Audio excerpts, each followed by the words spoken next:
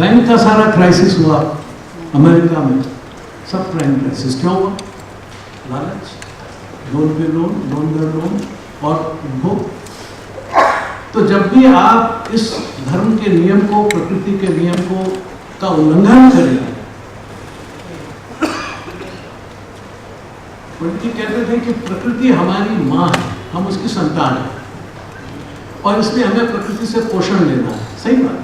अगर प्रकृति से हम कुछ लें नहीं, अनाज नहीं लें, पानी नहीं लें, हवा नहीं लें, जिंदा नहीं रह सकते। इसलिए प्रकृति से हमें पोषण मिलता है, हमें लेना है। माँ से हमें दूध मिलता है, दूध पीना है, बिना उसके बच्चा जिंदा नहीं रह सकता। मगर माँ का दूध पीने की इजाजत है, माँ का खून पीने की इजाजत नहीं है। आज जो हम कर रहे हैं वो हम इस प्रकृति माता का रक्तपान कर रहे हैं। इसको निचोड़ निचोड़ के सब मुझे इस अर्थव्यवस्था को, इसमें शुचिता का सवाल नहीं है, इसमें भोग पर जब आप ध्यान देते हैं तो उसमें फिर धर्म अधर्म का सवाल नहीं। मुझे मिलना, ये मस्त जी का अगर मुझे पसंद है ऊपर की पकड़ी तो मुझे लेनी, क्या दे सर नहीं मिलेगी, नहीं अदा करके लेनी, पसंद है तो लेनी, मुझे उपभोग करना। किसी की घड़ी चाहिए वो लेनी, किसी के माइंस खरीदनी है लेनी है, मुझे वैसे नहीं मिलेगा वैसे नहीं। ये क्या है? उपभोग, पर्सनल कंजम्पशन, व्यक्तिगत उपभोग, अपने देश के लोगों का उपभोग, एक समूह का उपभोग, इसके आगे कुछ नहीं। ये सारी इस आज की विश्व भर की जो आर्थिक पहेली है उसका जन्म यहाँ है। पंडित जी कहते थे कि ये ठीक नहीं है, इसके बहुत भारी दुष्परिणाम हो रहे हैं, तो वो हो रहे हैं। वो चिंतित थे इस बात के लिए कि भाई ये इस देश की जो आध्यात्मिकता है, वो आध्यात्मिकता अगर राजनीति में से चली गई, अर्थनीति में से चली गई तो बचेगा नहीं, ये नहीं बचेगा, दुनिया भर नहीं बचेगा। अब आजकल holistic development, integral development, all inclusive development की बात की जा रही है। क्या है? जो एकात्म मानव दर्शन जो उन्होंने कहा कि हर प्राणी को, और प्राणी में केवल व्यक्तियों को ही नहीं, प्राणी हमारी अर्थव्यवस्था में कितनी शुचिता थी कि मैं अकेला ही नहीं खाऊंगा, जानवर भी खाएगा, कुत्ता भी खाएगा, बिल्ली भी खाएगी, गाय भी खाएगी, घोड़ा भी खाएगा, चींटी भी खाएगी, सांप भी। ये धर्म की व्यवस्था है, आध्यात्मिकता की व्यवस्था है, वो अर्थव्यवस्था जिसमें प्राणी मात्र का भाग है और वो भाग उसे मिलना है, वो भाग उसे हमें देना है। उसको वंचित करके अगर हम लेंगे तो वो समाज नहीं चलेगा। इतनी गहरी बात उन्होंने की, ये उनका दर्शन था।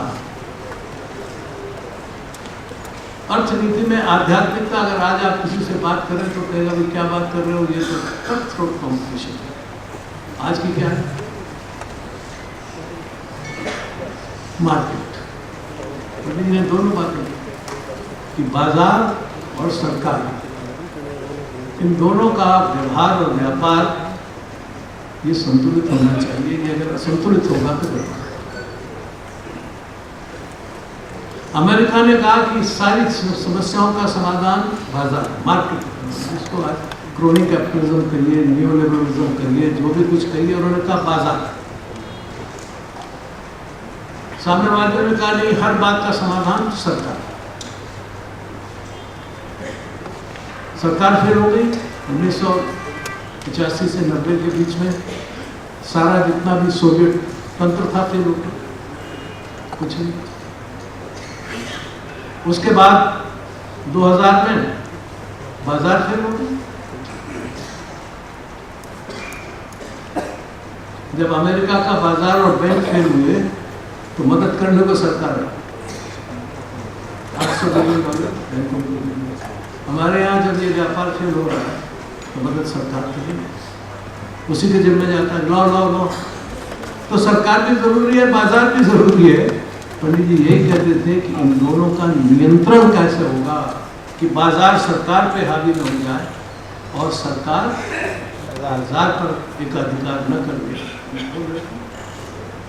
उनका इसका नियंत्रण होना चाहिए, इसका नियमन होना चाहिए, अन्यथा अर्थ शुचिता नहीं रहेगी। क्योंकि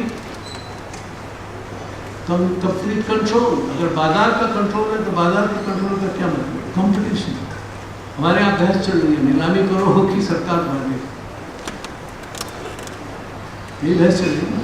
स्पेक्ट्रम की नीलामी हो या सरकार बांटे, कोयले की नीलामी हो या सरकार बांटे, पर बुनियादी बात भूल जाते हैं कि न कोयला ये सरकार का है, न व्यापार का है, न बाजार का है। ये कोयला प्रकृति ने इस देश की जनता के लिए दिया है और सच पूछे तो मानव मात्र के लिए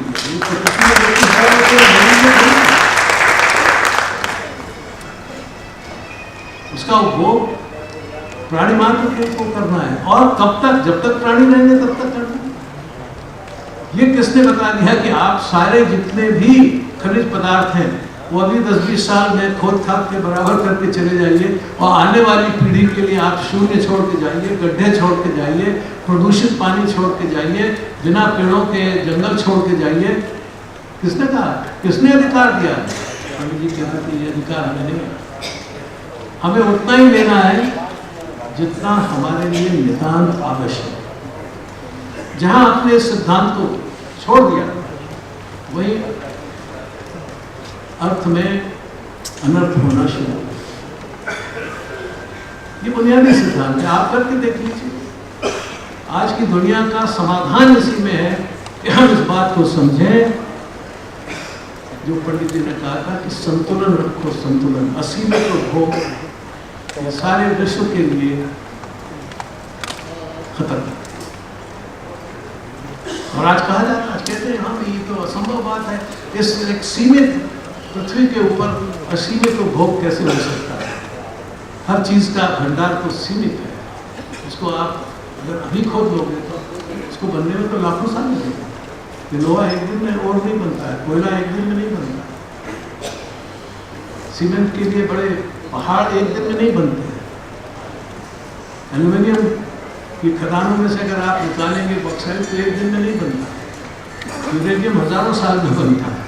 आप सब खत्म कर लोगे, कर लो तो आगे आप, इसका अर्थ है कि आप मानवता का विनाश करें। तो ये ठीक है, संतुलित उपभोग। आपने नहीं माना, आपने कहा नहीं हम तो उधर ही चलेंगे जो वेस्टमिंस्टर का रास्ता है, जो ब्रिटेन वुड का रास्ता है। उसका मतलब क्या है? उसका मतलब ये है कि बाजार पर मेरा अधिकार होना चाहिए। बाजार का एक ही सिद्धांत है कि आपके पास पूंजी और अगर आपने इस पूंजी को बाजार में महत्व दे दिया तो इसका अर्थ यह है कि आपने अपने जीवन में अर्थ को प्राधान्य दिया। अर्थ बाजार बिना अर्थ के नहीं चले। बाजार की एकमात्र जो फंडामेंटल है वो है पूंजी। पूंजी पूंजी बढ़ाओ, बाजार पर कब्जा करो, बाजार के उपयोग से पूंजी पर पूंजी बढ़ाते चलो। इसलिए वो कहता है कि पूंजी, इसके लिए मुझे कुछ भी करना पड़े। अगर मेरी जीवन की का मूल्य मैं कैसा हूँ, कितना बड़ा हूँ, इसका आधार ये नहीं है कि मैं कितना अच्छा मनुष्य हूँ, बल्कि इसका आधार ये है कि मेरे पास कितना पैसा है। तो फिर मैं पैसा कमाऊंगा, फिर चाहे जिस ढंग से कमाऊंगा, मार के भी कमाऊंगा, इसमें नैतिकता नहीं होती, इसमें कहीं भी कोई केयरिंग शेयरिंग नहीं होता, कोई ममता नहीं होती, कोई करुणा नहीं होती। बाजार से अधिक निर्मम और कोई व्यवस्था नहीं। बाजार सरकार को अगर जनतंत्र की है तो वोट लेना पड़ता है, कम से कम दिखावट के लिए क्यों न हो, उसे करुणा करनी पड़ती है, ये दिखाना पड़ता है कि हम आपके साथ। तानाशाही की बात छोड़ दीजिए, लेकिन जैसी तानाशाही सब आदमी की वैसी तानाशाही बाजार। इसमें कभी भी अर्थ शुचिता हो नहीं सकती। मार्केट इकोनॉमी में अर्थ शुचिता नाम का कोई तत्व नहीं है, दुनिया भर में नहीं है। बहुत लोगों का ख्याल है कि सिर्फ हमारा देश ही करप्ट है, लेकिन ये जितने हैं और लोग हैं वो हमारे रास्ते पर हमसे कहीं ज्यादा, ऐसा मत समझो। ये करप्शन उसकी देन है। आप अर्थ प्रधान जहां जिस समाज को बनाएंगे वो भ्रष्ट समाज होगा ही होगा। अनियंत्रित अर्थ नैतिकता को नष्ट करता है। ये ध्रुव सिद्धांत इतिहास से, अर्थशास्त्र से, कहीं से भी आगे खींचे। सारी लड़ाई किस लिए? ये जितनी रोज आप देख रहे हैं कि कभी लीबिया की लड़ाई हुई, कभी उससे पहले इराक की लड़ाई हुई, कभी कहीं तेल तेल कब्जा। क्यों? क्योंकि तेल ऊर्जा का सबसे प्रमुख स्रोत है और ऊर्जा से इंडस्ट्री चलती है, उससे बाजार चलता है। तेल पर कब्जा करना बने बाजार, तेल के बाजार पर कब्जा करना और तेल के बाद अन्य बाजार। आज से नहीं, 50-60 साल से चल रहा और चलता रहेगा जब तक आप इस दौड़ में रहेंगे कि किसकी इकोनॉमी ग्रो कर रही है, तो बोलिए इसमें अर्थशुचिता नहीं हो सकती। क्योंकि मुझे पैसा करना एक निश्चित प्रॉफिट पैदा ही करता है और दूसरा तेरी जेब मेरी जेब से बाहर नहीं। पंडित जी ने लिखा है कि जब कभी आप अर्थ को या बाजार को प्रधानता दे देंगे तब मान सम्मान राजनीति ये सब अर्थ के वश में चली जाएगी। 50-55 साल पहले लिखा हुआ उनका वाक्य है और ऐसा सच्चा बात जो आज भी उतना ही सच। आज क्या हो रहा है? देश की, दुनिया की सारी राजनीति अर्थ के द्वारा, मार्केट के द्वारा कंट्रोल। मुझे एक सज्जन ने बताया, एक पत्रकार मित्र ने, कि उनके पास एक बड़े राजनेता से उनकी चर्चा हो रही थी, तो उसी पर बात आई कि ये देश में इतना भ्रष्टाचार है, ऐसा है, लोग इतना पैसा देते हैं। और उन्होंने कहा क्या है, एक बड़ी डील हो जाए तो कई साल का पार्टी का खर्चा निकल जाए। बात खत्म होगी। एक बड़ी डील कर लो किसी एक कंपनी से, किसी एक घराने से, 100-200 करोड़ की डील कर लो, तो जरूरत क्या है जनता के पास जाने?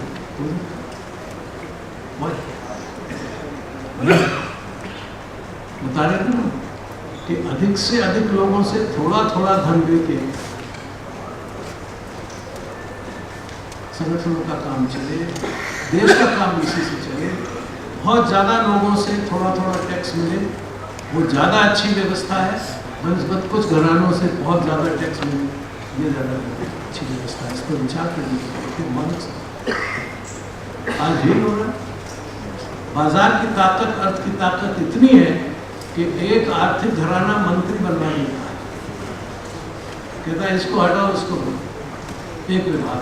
दूसरा आर्थिक घराना दूसरी जगह मिनिस्टर बनवा देता है। हमने देखा, मैं तो जांच करता हूँ सारी चीज़, मेरे सामने सब खुला हुआ है।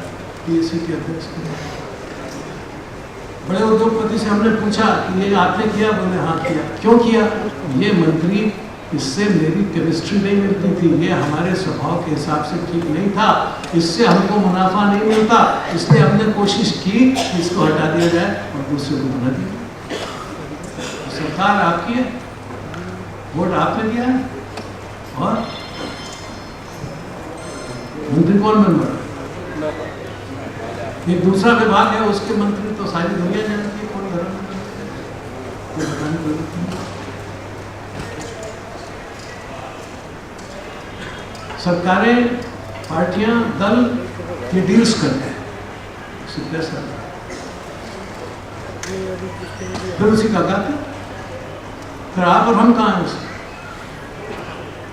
आम आदमी की बात बहुत चिल्लाते ना हम लोग की सरकार आम आदमी का नाम लिखने करती, कुछ नहीं, क्यों कर रहे लोग? कभी जरूरत नहीं। आम आदमी से उसको मिलता क्या? वोट खरीद लेते हैं।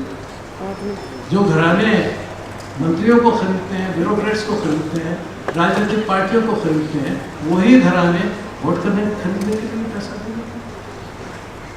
कुछ साल पहले मैं गोवा में चुनाव प्रचार में गया, वहाँ एक सज्जन मिले, बात हो रही थी उनसे, हमने कहा भाई कैसा तुम्हारा प्रचार चल रहा है? दूसरी पार्टी के लिए कहने लगे मेरा प्रचार तो गांधी जी कर रहे हैं।